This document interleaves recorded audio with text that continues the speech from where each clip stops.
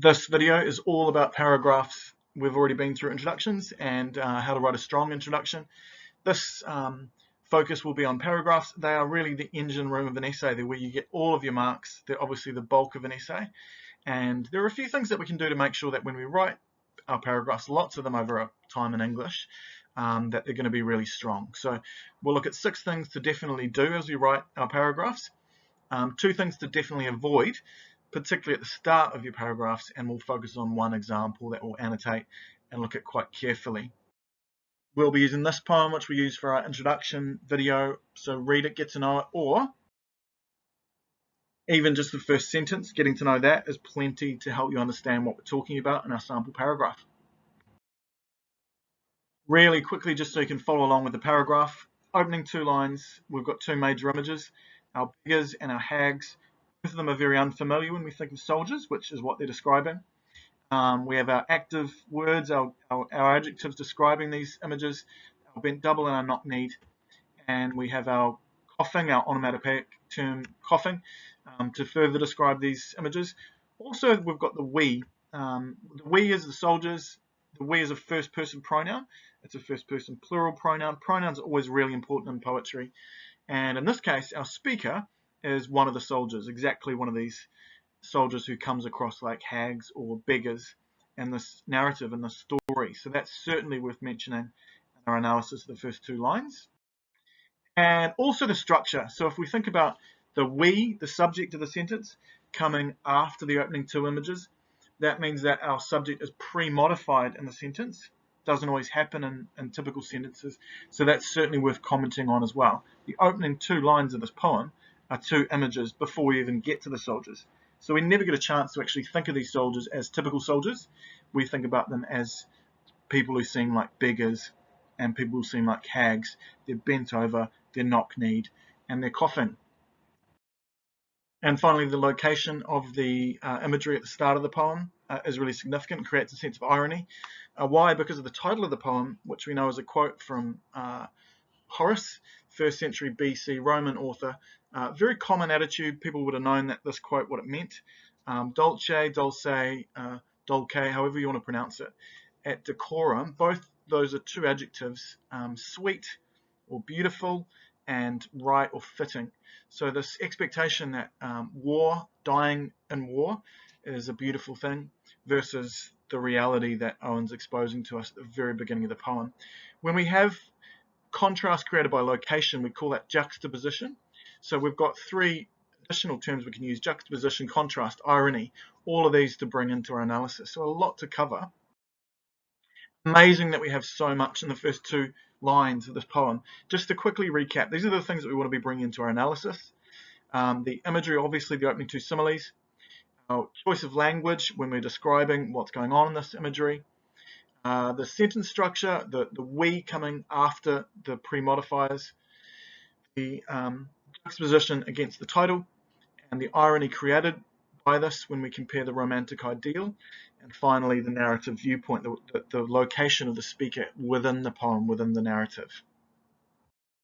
How do we bring all this stuff into a paragraph or a couple of paragraphs on the opening of this poem? Partly, it's going to be the opening claim of your paragraph. This is a very, very important part of paragraph writing. And unfortunately, people don't really practice this. And you might have all the knowledge and all the notes in the world, and you should have all that stuff from classes and doing your work and prepping. But you need to practice putting it into your paragraph writing. And I know from experience, the more you practice, the better you'll get at it. Here we've got 2 sentences. I probably wouldn't go longer than that for an opening of a paragraph. 1 sentence also could work. And let's quickly read it. Owen's poem immediately offers a horrific and savage, but also personal description of soldiers in its opening stanza. This description of the atmosphere of wartime for soldiers challenges romantic notions of what war means. I call it a claim generally with classes, not a point, because it just gets the point across that you need to be having something that you can sink your teeth into and you have room to move. It needs to be claiming something that you therefore have to prove. It shouldn't be a really obvious point. You can see there I've used in the second sentence the word atmosphere. It's called signposting. We're just making it really clear that we're tying into our question, of course, is about a negative atmosphere and how an author brings that through via language. So I've made that clear. It's asked for a positive or negative. I've used the terms horrific and savage and very specific language, and the marker knows clearly that's going to be negative. I don't need to overuse that term negative. We talked in the intro about how to use synonyms as we're approaching a topic. The other thing is we want to make sure that we are using sophisticated language and not waiting till well down the paragraph to start our deep analysis. That should start right now. We don't have to wait for a quote to do that. We can get started straight away in our opening. Things we don't want to ever do in our opening claim. These are the two never do's of this video. Firstly, don't mention specific techniques. What tends to happen is you straitjacket yourself. You mention a metaphor, then you quote a metaphor, and then you might explore the metaphor. But you're not allowed to bring in all these other things that we want to mention. We've just covered 2 lines of poetry, and we've got about 6 things we want to comment on. So rather than list them in the opening or comment on specific features, we'll bring that in later. So make something general that allows you to have room to move. Next, generally speaking, don't use quotation or specific evidence at the start of your paragraphs. What that tends to do is it stops students from actually making claims that they're backing up and supporting, and they start avoiding the argument that they're making in an essay and focusing too much on the evidence rather than using the evidence to support an argument, if that makes sense. So here it is, it's actually the first part of the first paragraph after the point. I've actually got 4 more sentences after this. A lot of students are always asking me, how long should my paragraphs be? It just varies. We're trying to cater for students from year 10 right through to year 13, and often the length is connected to the level of analysis. I do think that if you wanted to go to the depth and fill the criteria for what a paragraph should do, it's quite hard to do it in less than, say, 5 sentences. So here anyway is what we've got in terms of our analysis. The poem's first sentence describes soldiers as bent double like old beggars under sacks and knock-kneed coughing like hags. These opening images draw a comparison to very unwell, broken down and suffering individuals and immediately contrast with the poem's title. Adjectives bent double and knock-kneed clash with the romantic impression suggested in the title's popular quote from Horace, Dulce decorum est, sweet and fitting it is. The soldiers are sick and broken, hardly what readers would associate with ideal heroic figures. So here we've obviously got our quotes. We've quoted the title, we've quoted the opening 2 lines, and we've actually re-quoted sections of the opening 2 lines. And that's allowed us to actually cover 3 different sections of quotation. So there's no doubt that our analysis is relatively deep and sophisticated and focused. We've also used our language from our analysis. So we've talked about this quote in terms of being in the first sentence and a descriptive sentence. So straight away, our analysis is more sharp. You'll see that I've put the quote as a part of that sentence. I've embedded it. And I don't understand why students don't do this. It's a really nice way of using our analysis as we're quoting. And a lot of us, what we're doing here is trying to juggle things at the same time. So rather than waiting for its own sentence to locate the quote or tell us what the quote's doing or what an author's doing with the quote, we've actually built that into the sentence where we're using the quote. So do try and juggle these things at the same time. Other technical language that's used, we've obviously mentioned our opening images. We've talked about the contrast that's being used, specified adjectives, and we've talked about our romantic notion, our romantic concepts, and our ideal heroic figures. Both of those are impressions that we create for the marker, that we know what we're talking about. We know that this is a reaction to romantic interpretations. We've specified that Horace's quote is a romantic version of what things are like, and we've talked about heroic figures that contrast what we're talking about. So the analysis is much more sophisticated. Also, just a couple of tips, and I'll come back to these. I did this in my opening sentence of the paragraph too, list of 3. So rather than say 3 separate things, or just one thing, we've actually put a list of 3. I probably do this a little bit too much. We'll put a specific list of 3 there to really get to the depth that we want when we're interpreting these images, and do it relatively quickly. Also, you see there's some parentheses or brackets there to allow us to add extra information to a sentence. Also, the colon allows us to add extra information and not have to wait for another sentence or worse, leave it out altogether. So I use hyphens, colons, and parentheses quite a lot in my analysis to try and add on that extra stuff, particularly useful when it comes to essay writing in an exam. So to recap those things that we learned from those first 4 sentences, embed your quotes so that you can analyze while you're using the quote. Next, I didn't actually mention this, but break up your quotes. We've got the first 2 lines of a poem, and then we've returned to specific words in those first 2 lines, and then we've connected that to the title as well. So if you are reusing or breaking up your quotes, or turning one quote into 2 parts of a sentence, you're being much more efficient with the knowledge that you have. That's great for an exam when you only have to memorize certain things and you can come back to them.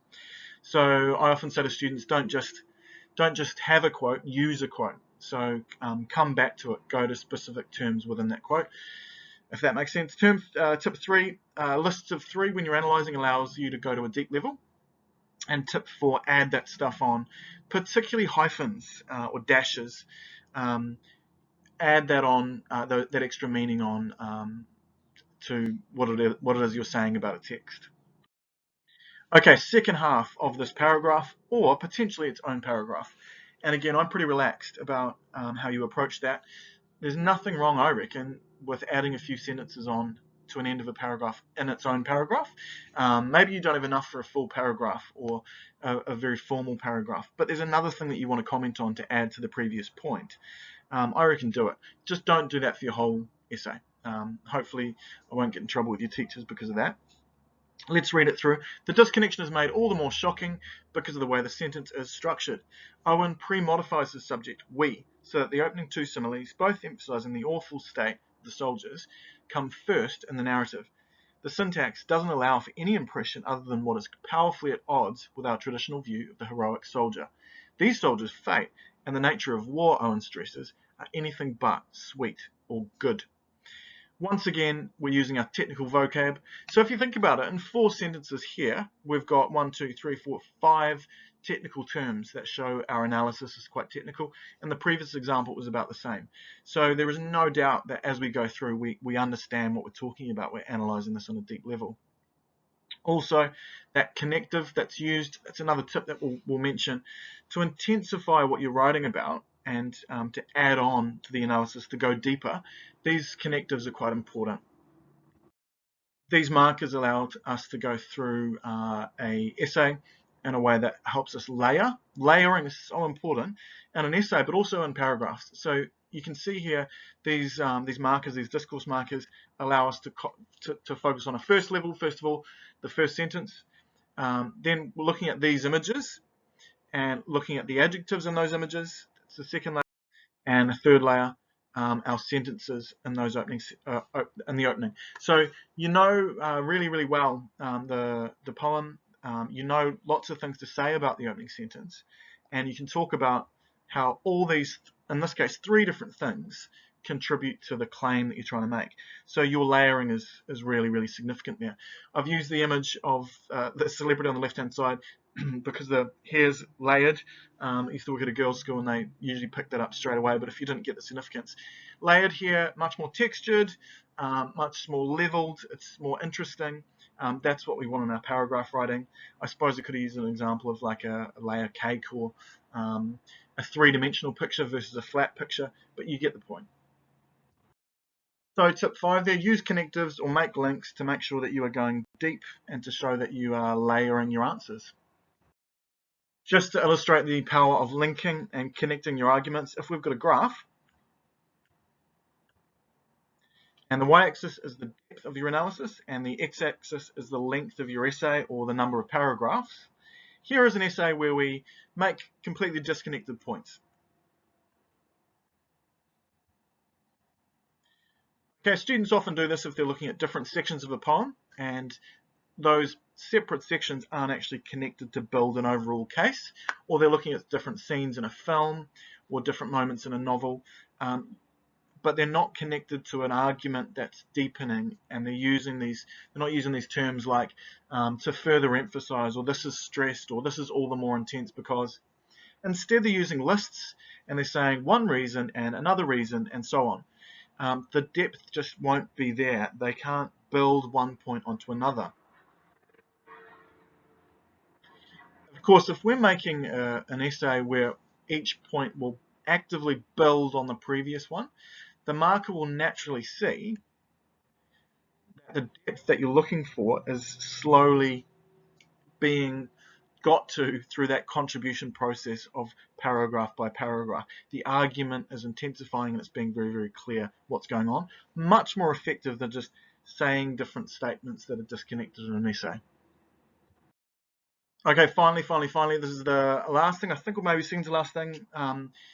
Language, how we talk about words and language and what they do in a poem or how they're being used in a poem. We need to be very specific and careful about the way we use words, particularly verbs, when we're talking about that. So because the language choices or the quotes or the techniques that we look at are used to affect audiences, readers, and they're used by authors, you can actually screw up the way you talk about a poem really easily if we're using the wrong terms. Weak examples that we always see: shows, reveals, allows. Writers don't tend to be thinking much when they use these terms. They're not very active terms and they're not very specific. Rather, and this is just a snippet from a massive list really, our authors use language to do things really actively, to expose things, to emphasize things, to challenge things. Owen's poem challenges. Owen's poem attacks. It immerses. All of those things. So don't wait for later on to talk about the effect. As you talk about language from the very start, before you use quotes, while you use quotes, use this type of terminology. And another kind of tip that could be useful to you, maybe if you're really pushing your sophistication levels, a lot of those verbs you could use as nouns too. We call that nominalization. So the immerses you can turn to immersion. So the audience's immersion or the experience of immersion. Stresses, obviously stress. Emphasizes, emphasis. So all of those can be turned into concepts, and that helps you talk about literature in a way that's not just describing what happens. You're actually describing the concepts that come through in the paragraphs, if that makes sense. What does that look like? Well, if we go back to our example, you can see here, first section, 4 uses of verbs. The language draws a comparison. It contrasts, clashes, and emphasizes and doesn't allow. Okay, so 5 examples of how we would talk about language in a much more active way than just simply saying show or allow.